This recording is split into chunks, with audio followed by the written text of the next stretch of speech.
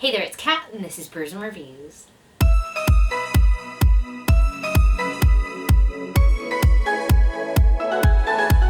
Today's video is going to be my October wrap-up, and I happen to have read 27 books in October. Yes, not all of them were graphic novels, but a large number of them were. So this video is going to be quite long. I put up a poll on Twitter and asked you guys if you wanted to see this in one long video or two shorter videos, and you guys voted for one long video. So I apologise if you weren't after the one longer video, but this is going to be quite a long video. I will attempt to rein in my ramble, but no promises can be made because it's me. Also, I am still sick, so the brain capacity being only halfway there and the nasally voice do continue, but there's not much I can do about that, so, you know, sorry and stuff. So without further ado, let's get into this. The first book that I read in October was Fullmetal Alchemist, Volume 1, 2 and 3 in this bind-up. And I've definitely been putting this one off for ages because it's a bit chunky, but it is 3 volumes, so what do you expect? I went into this not knowing very much about Fullmetal Alchemist at all. I was just like, oh, Alchemist and brothers. That's all I know. And I was pleasantly surprised. I really enjoyed this one, and I really enjoyed how there was a mix of humour as well as, you know, the darker stuff that is definitely present there. There's definitely some dark things that happen, and if you're like, oh, this person's really cute and having some nice attention paid to them, oh, something terrible is about to happen to them, isn't it? That is very much the theme that seems to be happening in this book, but I really enjoyed it. This was actually the first manga that I've picked up in 2021, which is shocking to me. How have I managed to go throughout the whole year and not reading any manga? But beside the point, I really enjoyed it. I gave it 5 out of 5 stars, and I'm really glad that I picked it up. Just while we're on the topic, I also read Fullmetal Alchemist Volume 4. This is the next volume. I read this as part of the Get Graphic With It readathon. A lot of the books that I have read this month, at least 10 of them, were read during that readathon that I co-host, and it was a fun time. I really enjoyed pretty much all of the books that I read for that. But Fullmetal Alchemist Volume 4, I gave this one 4 out of 5 stars. I don't think it was quite as good as the previous ones. And I'm definitely continuing the theme of, oh, don't get attached to people who have cute storylines because something horrible will happen to them and you'll be sad. That's what I've learned from this. Can't wait to continue! Next up I read Aliens Dead Orbit by James Stokoe. This is an alien xenomorph type story. Just a random one in space. It is very much what you would expect to happen when the xenomorphs find a ship with living people on them. It's bad times for everyone. So honestly, the story was standard, the pacing was fast, and I really like the art because I just feel like the xenomorph design and all of the weird intricacies in it are just really cool. So I really appreciated this, even though it's a very short story and it's exactly what you would expect from an alien story, but I still liked it. Then next up I read Deadhead by C.J. Skews. This is the third book in the Sweet Pea trilogy. I don't know if that's what the actual trilogy is called, but the first book in the series is called Sweet Pea. And in this series we follow Rhiannon, who is a serial killer, but she's also weirdly relatable in the sense that she gets really annoyed with people and then she will write like a kill list of all the people that she cannot stand and she would just love to murder that day, but she doesn't. She tends to have more of a sense of justice with who she murders, but I'm not getting into the actual story. I think these are really good books, and this story definitely went in a different direction than I expected it to. I think the first 2 books go more along the lines of the same storyline, and in this one Rhiannon finds herself in a very different position and does things that you wouldn't necessarily expect her to do, and in different places. I don't want to spoil anything. If you enjoyed the first book in this series, then I do think you'll enjoy the rest of them, and Rhiannon as a character is fantastic, and I just kind of wish there was more. Like, if this is the last that we see of Rhiannon, I will be sad, but also I'm satisfied enough with this to end off Rhiannon's story. So yeah, it was good. I gave it 5 out of 5 stars, and I'm really happy that I finally finished this series. Next up I read Geekerella by Ashley Poston. I was just looking for something really easy to read, and this was on Audibles. If you're a member, then you can download from the free library sort of thing, and I was like, yeah, I'll finally pick up this cute sort of contemporary fairy tale retelling. It is a retelling of Cinderella, and it's set at a fandom convention. It's good. I enjoyed it. I think far more than I was actually expecting to, because contemporary romance is always an iffy genre for me, especially in YA. But I don't know, I did end up enjoying this one, except for the evil stepmom in this, God, she was such a bitch. I mean, I know evil stepmoms in Cinderella stories are like that and they are evil, but I'm like, God, I hate this woman. And one of the stepdaughters also. Just, I can't be dealing with it. Actually, most of the parents in this book sucked. If you're looking for good familial relationships, this book is not where you will find that, but it is enjoyable, and if you do like fandoms, then I feel like it's a good one to just sort of enjoy yourself with. I'm going to talk about the next two books at the same time because they are part of the same series, and that is Something is Killing the Children, Volume 1 and Volume 2. Something is Killing the Children. Something. I loved these. I think that this was really interesting, and I love the concept of creepy monsters that adults can't see. I mean, from the title, I'm sure you can guess that there is actually a lot of children death in here, and it does happen on page. It's quite gory. It's very gory. And I just got really into it, and I would recommend that you read the first 3 volumes together, because that's sort of part of the story arc. I don't know about the rest of them, but I did read Volume 3 slightly later, and I wish that I had read it at the same time as I'd read these two, because I feel like it gives sort of a complete arc, if you will. Like, I don't know what comes after that, but I feel like if you did want to stop at Volume 3, then you could. But if you stopped at either of the ends of these two, then you're like, wait, what happens next? I need to know what happens! I really recommend these. If you like sort of gorier graphic novels with missing children, murdered supernatural forces, this main character on the front here, she's part of a society that hunts down monsters and keeps their identity secret from the world, and there's some interesting things happening there.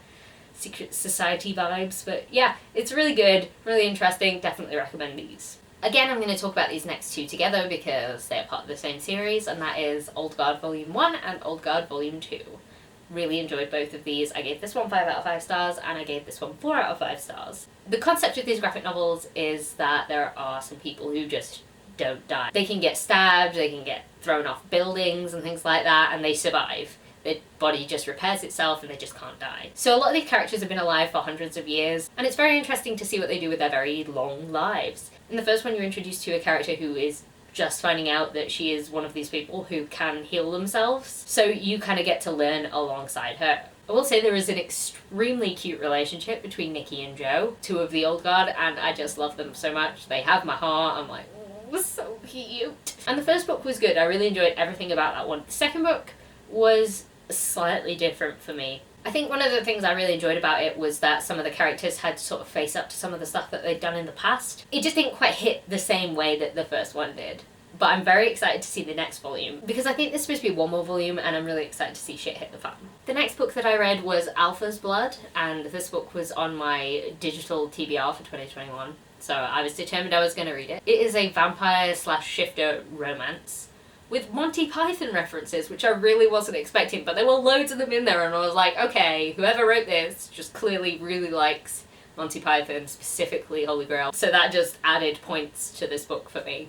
I actually didn't mind it, and there were sort of references to safer sexual consensual practices, which was more enjoyable than a lot of these ones that you read where like somebody gets kidnapped and you're like, but is it consensual though? This is a bit dodge to me. So even despite like the actual things that are happening in the book, there's some interesting things going on there, and I didn't hate it, which is quite good really. I was quite surprised. I ended up giving it 4 out of 5 stars, which is a rarity with me and this kind of book, because usually I can find all of the faults in it and I'm like, no thank you. And this one was okay. It wasn't perfect. It didn't have the most grandiose storyline that was really interesting, but it was good enough. I enjoyed it. It was a fun read, and I gave it 4 out of 5 stars. Then next up I read a book that I've been putting off for the longest time, Watchmen by Alan Moore. Oh, I put this book off for so long, and I'm not entirely sure that it was worth it in the end. I mean, it's a chunky book, and I didn't realise until it was pointed out to me by Kaz from Cats and Camera that there are sections of this which are just the big long pages of text that are like mildly relevant to the rest of the things that are going on, but not relevant enough to sate my interest and push me through. I think that there were some really interesting parts of the story, like I particularly liked Rorschach's storyline and that main storyline, but there are parts of this story where you're following this newspaper guy and then you're inside a comic following a pirate guy who's slowly going crazy, and I just didn't care. I really wanted to, because I thought, oh, that's a really interesting concept that you have like these other characters for what happens eventually in the end, but like, I didn't care. I gave this book overall 3 out of 5 stars, and I did keep relating it to the movie, so this is something to be aware of when I'm talking about this. I've seen the movie first, and I liked the movie, and this was less good than the movie, to me, personally. Especially the end. I feel like the way that they changed the end in the movie was far better than whatever happened in this with the... Listen, if you've read it, you'll know what is, but I did not appreciate the end of this. I was like, that's really dumb. Why is it like that? Anyway, 3 out of 5 stars. I am glad that I finally read it, that it's no longer on my TBR, and I can say that I read it and I can have a discussion about it, but I can't say that I particularly enjoyed it. I'll give it 3 out of 5 stars because there were aspects that I did enjoy, but overall it wasn't for me. The next book that I read is House of Penance, which is a horror graphic novel that is based on the Winchester House, as in the Winchester Rifle Company. It was weird and forgettable. Weird, forgettable, and the art was kind of ugly in a grotesque sort of fashion. Like, it was meant to look like that, and I appreciate that.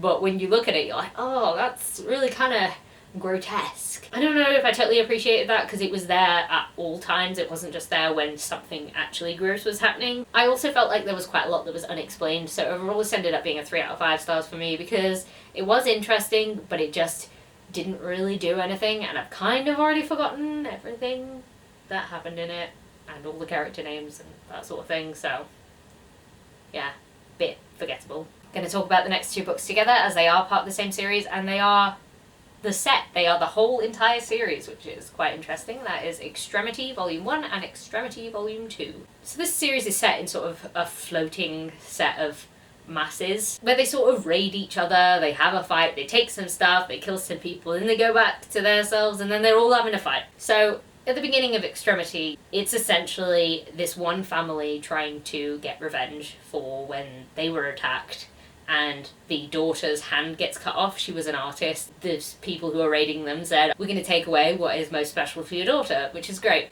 Lovely. Love what they did there, great. They also killed the mother. Anyway, so the dad is like, we're going on a big vengeance quest, and that is essentially the main crux of what is happening here. And there is a lot of other things happening. There are some really cool monsters that sort of come from the planet below that they all sort of evacuated, and there's some interesting things that happen there. Overall, I gave both of these 4 out of 5 stars. There's a lot of hand chopping that happens in here that I wasn't quite expecting. Can be a bit bloody. I mean, what do you expect in a revenge quest-based book series? Let there be death and hand chopping is all I can say. There's also a big robot having a fight in this, and a squidge monster, but like, trying to describe that is really odd. You kind of have to see it to get it, but it's fun and very interesting, and it has a nice conclusion, so yeah.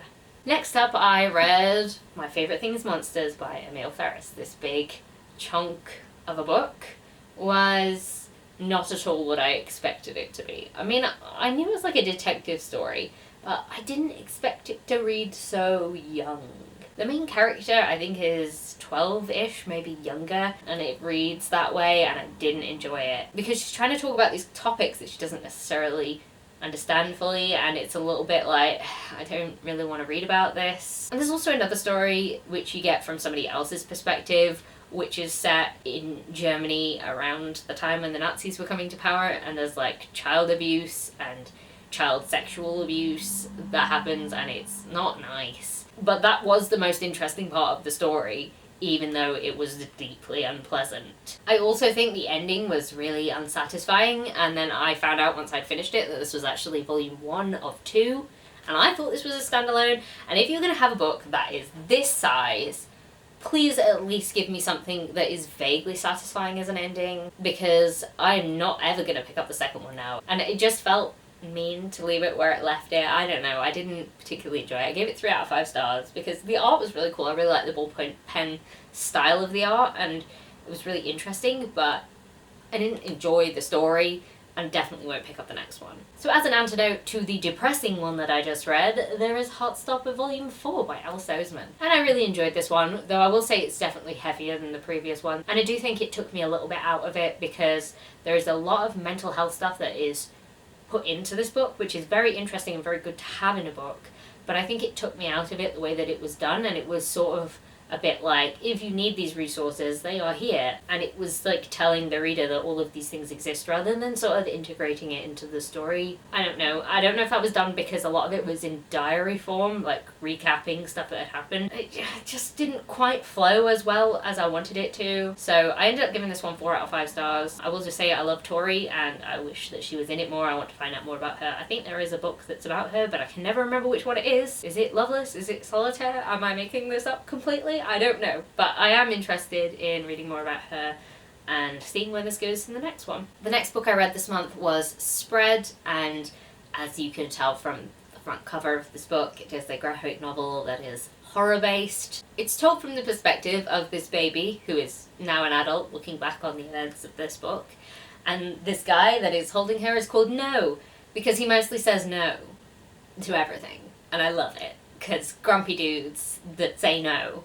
Yes. Spread refers to the fact that the landscape has sort of been infected by this weird thing that spreads and grows and tries to kill things and has weird monsters. It's essentially The Thing, if The Thing got off Antarctica and went into the main world. So it's awesome, and I gave it 5 out of 5 stars. The next book I read after that was Dune by Frank Herbert. I do have a full review of this where I also compare it to the movie in a separate video, which if you want to go and check out, that's fine. The next book I read was The Fever King by Victoria Lee. This one is a sci-fi dystopian in which a plague sort of ravages the country, and if you survive the plague you get special powers, and if you don't then you're dead.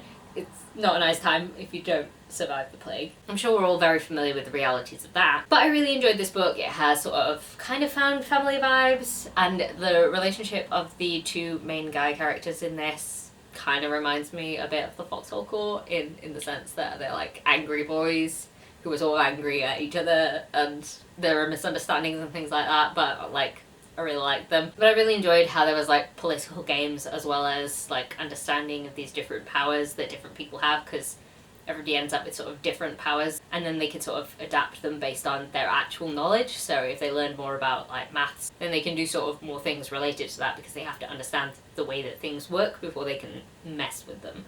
So it's interesting, and I ended up giving it 4 out of 5 stars, and I definitely want to read the next one. The next book that I read was American Vampire. This is a story that I think is set in the 1920s and earlier. There's like half Western vibe, half 20s vibe, and it's about vampires in America. Different types of vampires. So you have the newfangled American vampire, and you have like the older European, more traditional vampires that can't go out in the sunlight and look a certain way and are creepy old men, essentially. This was good, I really enjoyed it, and I do actually want to read the next one, which is surprising because I don't usually like things that are either Western-ish or 20s-ish. Those are like two of my least favourite time periods to read about, and I was interested in both of those in here, so I feel like this one did quite well and I want to pick up the next one. Then I read Baltimore, The Plague Ships. So I think this is like volume 1 in the Baltimore series, which is part of the Hellboy series, I think. I really enjoyed this one. I was a bit surprised. It's very dark. There are sort of weird floral type zombies. I say floral, but like they're like spore infected zombies and vampires,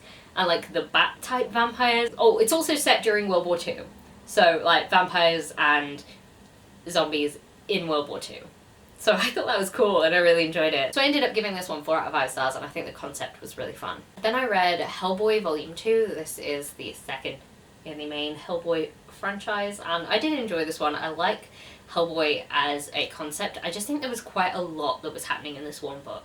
I feel like if we'd taken the time to sort of explore each of the individual things that were happening here and given them more time on page, then they could have been way more interesting. But as it was, it felt like there were a few too many things shoehorned into one story, and I was like, wait, but I was just getting into that bit, and now we're on somebody completely different, but wait, let's go back. And we don't. So I think it moved a little bit too quickly and we didn't really land on any one spot. So I gave this one 3 out of 5 stars because I couldn't really get into it as much as I wanted to. The next book that I read was Manifest Destiny Volume 1. This is essentially Lewis and Clark and Secretary, a story in which I only know really because of Night at the Museum. So my American history knowledge is very poor. I'll admit that to you right now. So this story is essentially that story, but with monsters. I honestly don't know any truth to the Lewis Clark Secretary story. And there's monsters in this, and it's kind of cool. So again, on the sort of plant-infected people, there's this like weird plant zombie thing that is really cool and looks really cool in this. And there's also like centaurs with like bull heads, kind of minotaur centaur type hybrids in it as well. It's cool. I liked it. I'm interested to see where the next one goes, because I can just imagine it's going to be a lot of these men getting killed by weird nature monsters, which I'm kind of here for. The next book I read was TikTok inspired, and I feel like it's very dangerous to get any recommendations from anything on TikTok, but I kind of picked this one up because the name made me laugh, and I thought that will be really funny to read. And it turns out it was not really funny to read, and I am definitely delaying telling you what this book is actually called, because once you hear the name of it you'll be like, wait, what? You read what now? It's called Fertile in My Ex-Boyfriend's Dungeon.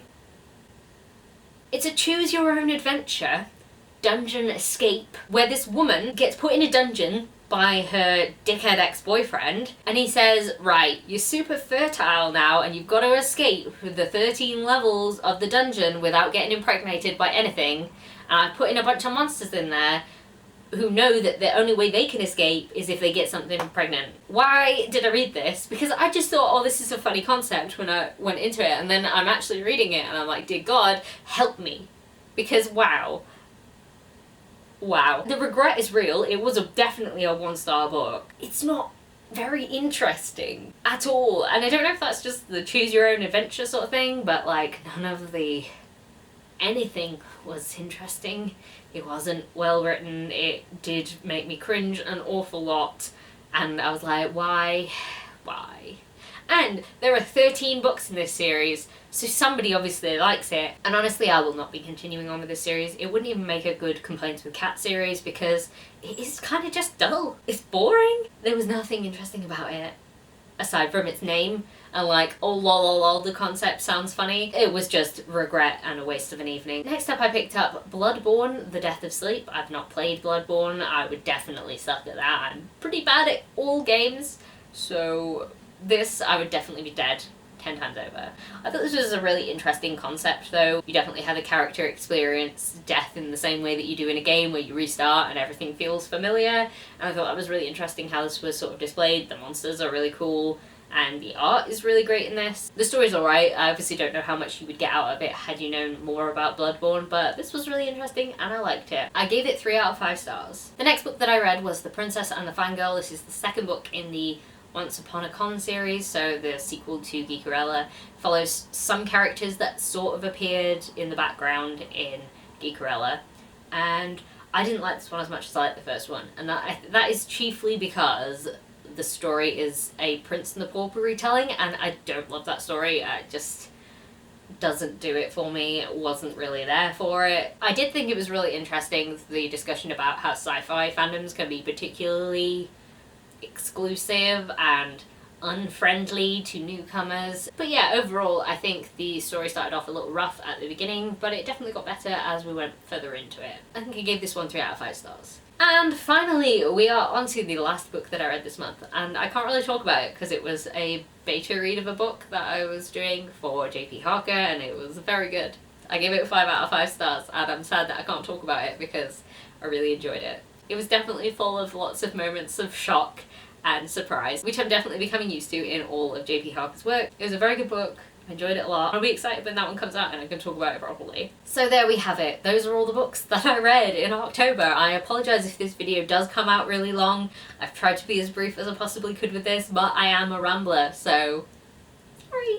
If you've made it this far into the video, then please leave me a vampire emoji, because I feel like I read a lot of books that had vampires in them unintentionally, just happened. But yeah, so a vampire emoji. If you're still here, that would be great. If you don't have anything else to say, I would appreciate it. And if you like this video, please leave a like, comment, subscribe, and I'll see you in the next one. Bye!